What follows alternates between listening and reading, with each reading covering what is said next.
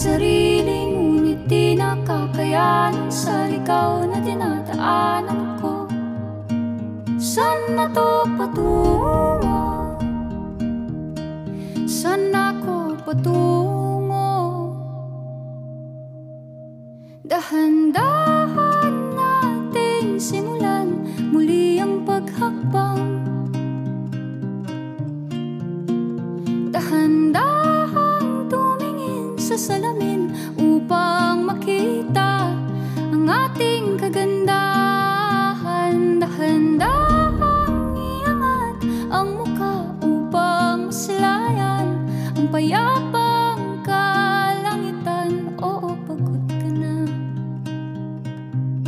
pero di ka nag-isa, kaya't lumaban ka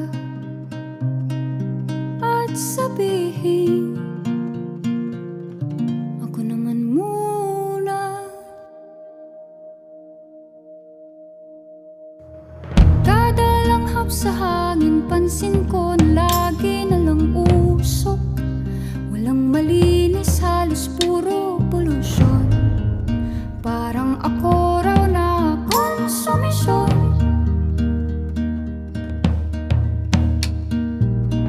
Gulong-gulo ang isip, san ba lulugar kapag nagkamali? Grabe sila manghusga, bakit perpekto ba sila?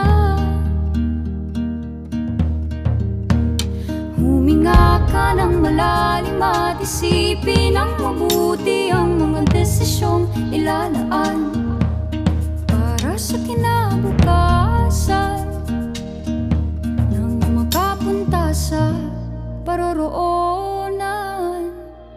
Kung dahan-dahan